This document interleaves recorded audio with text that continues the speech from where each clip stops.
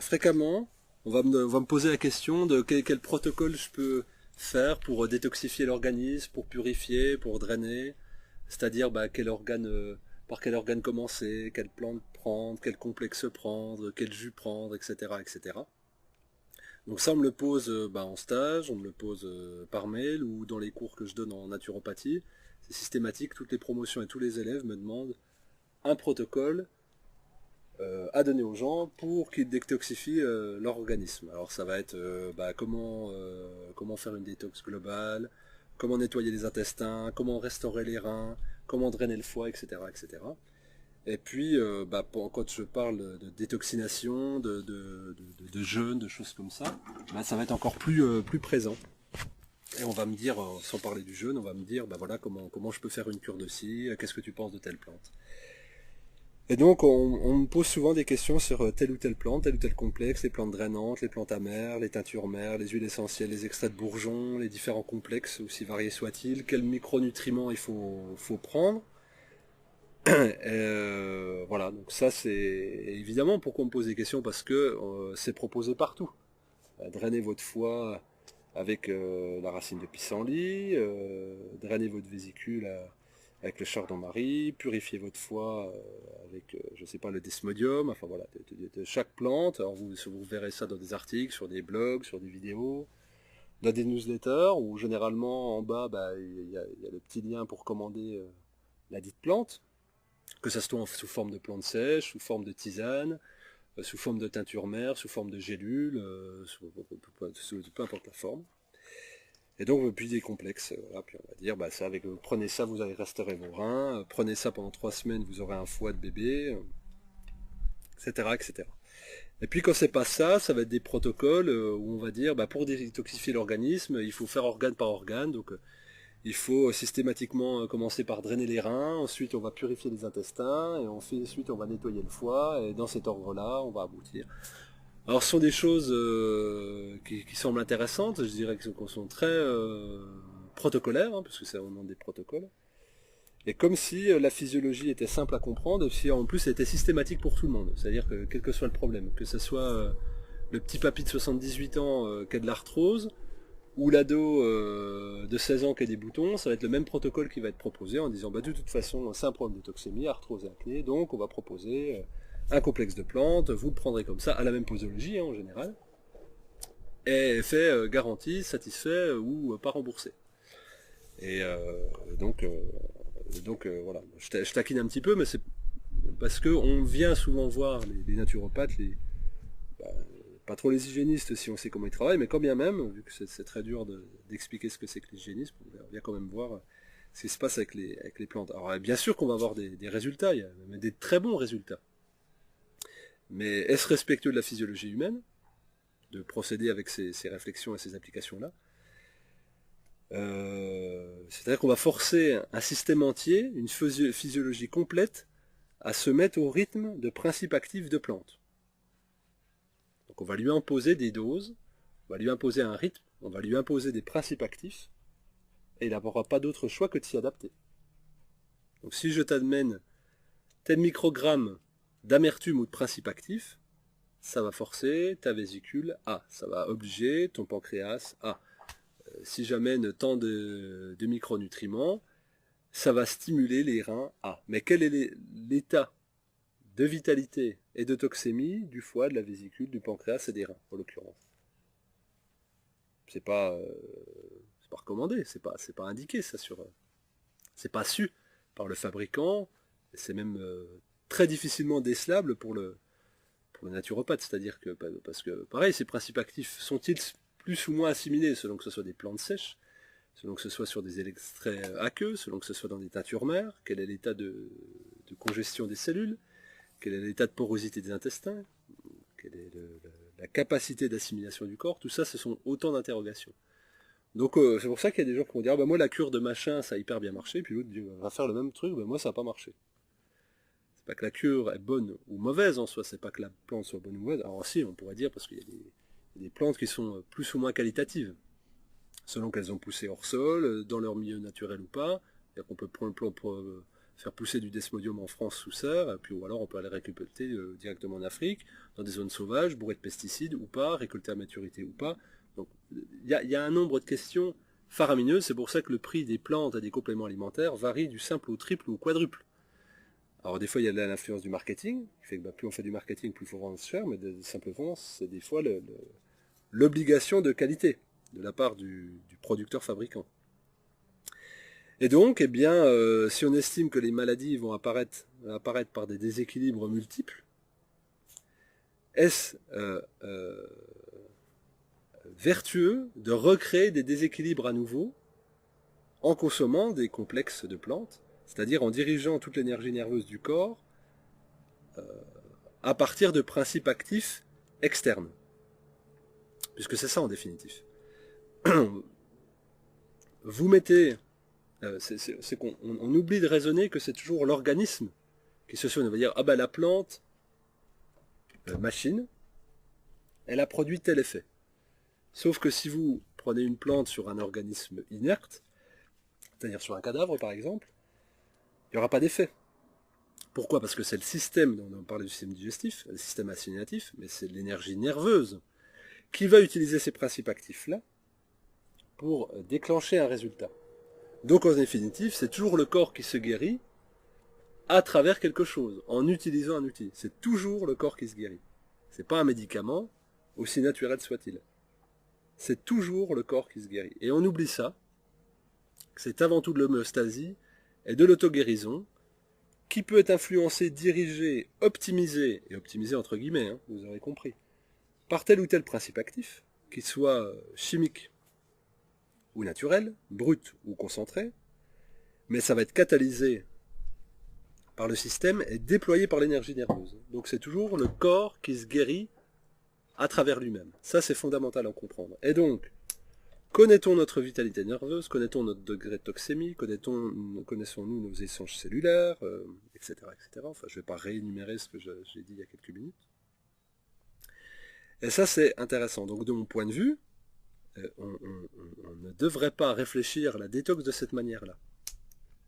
On pourrait le faire pour une seule raison. Les cas lourds, où il y a urgence thérapeutique. Et là, on est opportuniste. Donc dans les cas d'urgence vitale, bien sûr qu'on peut recourir plantes, enfin on utilisera tout l'arsenal proposé par le commerce ou par la consommation, aussi gratuite soit-elle, pour se sortir d'affaires. Et pour analyser pourquoi on en est arrivé là, ensuite c'est toujours plus intéressant de faire de la pédagogie sur quelqu'un qui a envie plutôt que sur quelqu'un qui est moribond. Donc on sort de l'état dangereux en prenant ces plantes-là, ces complexes-là, d'accord. Mais nous on essaye de faire de la prévention. On n'est pas là pour s'occuper de maladie, on est là pour s'occuper de santé. Donc on fait de la prévention. Et la prévention, ce serait de dire, la détoxination intelligente, le seul protocole qui vaille, c'est celui de lever des obstructions à ce que puisse se réaliser la détoxination. En fait, la détoxination, elle est toujours à l'œuvre. On vous dit toujours, bah, il faut que je me détoxifie. Mais on est toujours en train de se détoxifier. Sauf que qu'est-ce qu'on fait? On est plus souvent en train de s'intoxifier au niveau de la dépense énergétique. Et à gérer les toxines. Et bien, lever les obstructions, ça veut simplement dire mettre moins de parasitage pour permettre au processus de détoxination qui sont à l'œuvre chaque microseconde d'avoir plus d'étendue, d'avoir plus de place, d'avoir plus d'énergie qui lui soit octroyée. Et donc, qu'est-ce qui va être obstruant? Qu'est-ce qui va être parasitant? Quels vont être les obstacles qui vont rendre compliquée cette détoxination quotidienne? Eh bien, ça va être l'absence de repos. Si on va dire encore, dans le protocole, on a l'impression qu'il faut faire plus. Dans le protocole, il faut des choses rajouter. Alors là, on va prendre le versant opposé, c'est de faire moins. Puisque de toute façon, c'est un processus qui est à l'œuvre en permanence. Alors qu'est-ce qu'on peut faire moins? Il y a 3 choses qu'on peut faire en moins. Mettre moins de mental, déjà. Réfléchir moins, ruminer moins. Moins se stimuler par les lectures. Moins être stimulé par les écrans. moins faire de compta, moins faire de projection, blablabla, tout ça qui nous occupe un temps infini presque. Parce qu'on est rarement dans l'instant présent, on est rarement dans des choses futiles, on est rarement dans des choses légères. On est toujours voilà, dans des projections, dans le fait de ressasser, dans le fait d'anticiper, de réfléchir, de cogiter, etc. Et ça pompe une énergie phénoménale. On s'en rend tous compte. Hein. On peut être inactif au niveau physique, se prendre la tête au niveau mental, et être complètement épuisé. Les gens qui font des travaux dits intellectuels peuvent vous le dire. On aura une facilité à dire, oh bah oui, mais toi, par rapport au mec qui va faire des chantiers, des trucs, ou travailler dans la vigne ou au champ, c'est rien, bah c'est une dépense énergétique. Et son capital, il est empiété pareil. On va dire, il va pas sentir ses courbatures, on va pas sentir ses muscles. Mais par contre, le soir, ça va être un légume. On va lui parler, il va rien paner. Donc, c'est un épuisement. Donc ça, c'est la première chose qu'on peut faire déjà, c'est de moins stimuler son mental. La deuxième chose, je viens de l'évoquer, c'est d'avoir un repos physique. Donc simplement faire moins d'activité physique. Alors ça peut être le sport, ou simplement diminuer la quantité de travail. L'énergie considérable que je vais mettre à l'effort, elle va évidemment pas être déployée vers le processus de la détoxination. Il faut voir ça comme un inspire et un expire. L'activité, c'est l'inspire permanent. On prend. Puis l'expire, c'est la détoxination. Donc on est beaucoup dans le faire, et peu dans le laisser faire. Donc ça, c'est la grande chose, l'activité physique. Et puis je dirais, la troisième forme de repos, ou la troisième obstruction, être la physiologie, donc de se mettre dans un état de repos physiologique. Alors qu'est-ce que c'est qu'un repos physiologique? Alors je vais plutôt donner des exemples, mais c'est de faire travailler le corps le moins possible, l'organisme le moins possible, le système digestif, le système assimilatif, etc. Donc c'est par exemple, on peut se mettre en jeûne intermittent, pour ne manger que sur 8 heures, sur une plage horaire de 8 heures par jour. Donc faire un jeûne intermittent 16-8. Donc on a 16 heures par jour où on va laisser du champ libre à la digestion puis à la détoxination. Ça va être aussi de supprimer les grignotages. Et puis surtout, ça va être de supprimer les aliments non physiologiques. Qu'est-ce que j'appelle aliments physiologiques? Alors ça va pas être exhaustif, mais ça va être les sucres, le sel, les additifs alimentaires en tout genre, les grillades, les produits laitiers, les céréales. Et donc on va préférer une alimentation bio, de saison et crue au maximum. Donc c'est-à-dire qui apporte le moins de déchets possible, qui donne le plus d'énergie et qui fait consommer le moins d'énergie à la digestion. Exemple tout simple, on mange un fruit, il va se digérer en 25-30 minutes. On mange un morceau de pain, il va se digérer en 3-4 heures. Bon, ce laps de temps-là, puis il y en a un qui amène des micronutriments, et l'autre qui amène rien. Vous mangez votre baguette, elle est cuite à 200 degrés, il n'y a plus un minéraux, il n'y a plus un oligo-élément, il n'y a plus une vitamine. Chose qui se trouve par exemple dans une pomme ou dans une poire. Donc il y en a un qui amène de l'énergie et qui en prend peu, et il y en a un qui amène pas d'énergie et qui en prend beaucoup. En plus d'amener une génération de mucus, etc., donc des éléments de congestion. Donc le repos physiologique, c'est fondamental. Donc, et là, on se rend compte qu'en a une alimentation hypotoxique, et on détoxifie.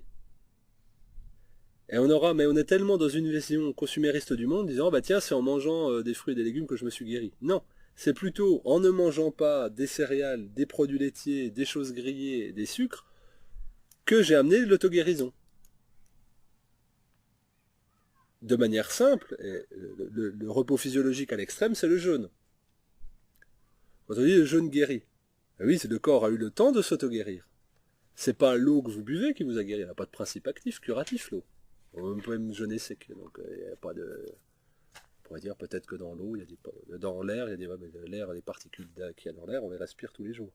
Non, c'est l'absence de stimulation, entre guillemets négative, par des aliments non physiologiques et des rythmes non physiologiques, qui va permettre les processus d'auto-guérison, qui vont permettre à ces processus-là de mettre en place de manière beaucoup plus longue et accomplie.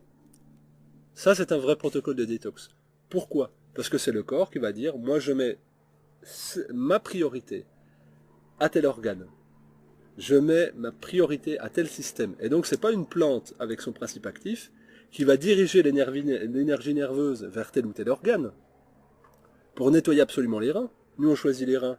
Mais si on jeûnait, Peut-être que déjà ça serait la reconstruction de l'énergie nerveuse dans un premier temps pour drainer le foie dans un deuxième temps. Et peut-être les reins, ça viendrait dans un deuxième ou troisième ou quatrième cycle. Ça, c'est de la prudence et de la sagesse. Et quelque part du pragmatisme. Mais on est dans une ère où on est poussé par la consommation, donc c'est-à-dire où la recherche va à l'extérieur, où la solution est systématiquement vers l'extérieur. Mais tout simplement parce qu'on n'a pas appris la physiologie humaine, et en plus on ne nous a pas appris à avoir confiance en nous.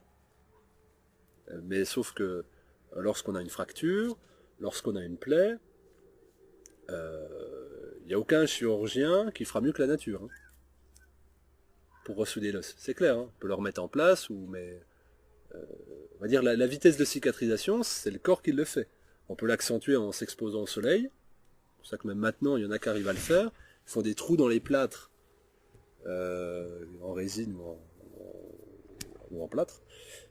Pour que la zone de fracture soit exposée au soleil, on sait que ça cicatrise mieux. Et puis on va prendre une alimentation adaptée. Évidemment, si on en prend une acidifiante qui va ponctionner le capital calcique et minéral du corps, tous ces minéraux-là vont pas aller à la résorption de la fracture. Mais ça, c'est pas un acte chirurgical qui va faire ça, c'est le corps. Tout est piloté par le corps. Après, on va mettre plus ou moins d'obstruction. C'est simplement ça qu'on va faire. Donc les protocoles de détoxination les plus intelligents, efficaces et vertueux, et sécurisants, je dirais respectueux de la physiologie des humains que nous sommes, ce sont véritablement le laisser-faire et les trois formes de repos, c'est-à-dire physique, mentaux et physiologique. Et c'est ce qu'on tente de faire en période de jeûne.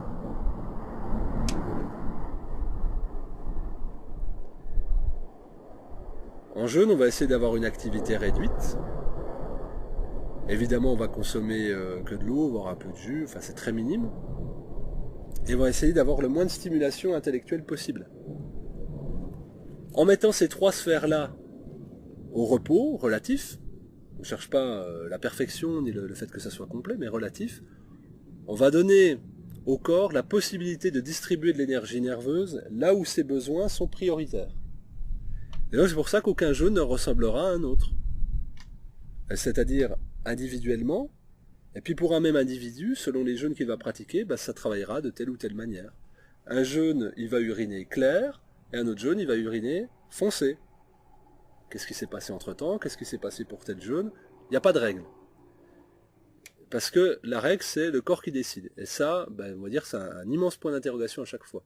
Alors on peut, avec l'expérience, observer, analyser, faire des recoupements, mais il y aura toujours l'aspect surprise. Sur les centaines de jeûnes que j'ai encadrés, j'ai toujours été surpris par des choses. Il y a toujours des événements imprévus. Tiens, il y a eu ça. Ou, je me rappelle des gens qui ont excrété, par exemple, des calculs au bout du 4e jour de jeûne. C'est pas prévisible, normalement, ces choses-là. Et donc, de mon point de vue, forcer les organes et l'organisme de manière générale à travailler dans une direction, c'est quelque part le violenter. Parce que s'il y a par exemple un état de congestion au niveau du foie, le forcer à gérer des plantes à très fort principe actif, ça va le fatiguer. Alors oui, il y aura des effets. Mais de la même façon que si vous prenez un fatigué chronique, vous lui dites si ta vie en dépend, tu dois courir 40 km un marathon, il va réussir à le courir. À quel prix? Tout le monde a l'image en tête. Tout le monde se voit en état d'épuisement à pouvoir quand même faire quelque chose. Si on doit sauver sa peau, sauver la peau de quelqu'un, on aura l'énergie pour le faire. Mais à quel prix? On a toujours une réserve résiduelle. Mais votre corps, lui, il vous dit couche-toi, couche-toi, couche-toi, couche-toi depuis des semaines. Après, faut aller au boulot, faut faire ci. Donc, la sagesse, c'est d'écouter le corps, d'écouter ses signaux, et de dire est-ce que sans stimulation, il fonctionne quand même? On fonctionne beaucoup au café, on fonctionne à la clope, aux boissons énergétiques, au grignotage, des afflux de sucre réguliers, des stimulations digestives. Et en fin de compte, c'est en ayant cette lucidité-là de se dire, en fait, je ne vais pas rajouter des choses en plus sur un organisme qui est déjà relativement épuisé, nerveusement, ou je vais demander encore au système nerveux de travailler plus et de manière digérée, c'est un lapsus révélateur, dirigée, c'est au contraire de se mettre en retrait, d'abaisser le mental, d'abaisser le physique, d'abaisser le fonctionnement physiologique, pour que la détox se fasse de manière progressive. Et là, on est sûr de travailler sur quelque chose de vertueux, solide, et vraiment pérenne dans le temps. Donc à chaque fois qu'on parle de protocole détox, pour moi, il y a erreur, et quand on, aussi naturel soit-il, pour moi, un protocole de détox, il est étymologiquement antinaturel. Appliquer un protocole, c'est être non respectueux de la physiologie humaine. Donc, hormis les cas où je parlais, où il y a urgence sanitaire, où là oui, bienvenue au protocole, et je veux dire au savoir intellectuel, mais il ne pourra jamais supplanter le savoir naturel que le corps possède envers lui-même.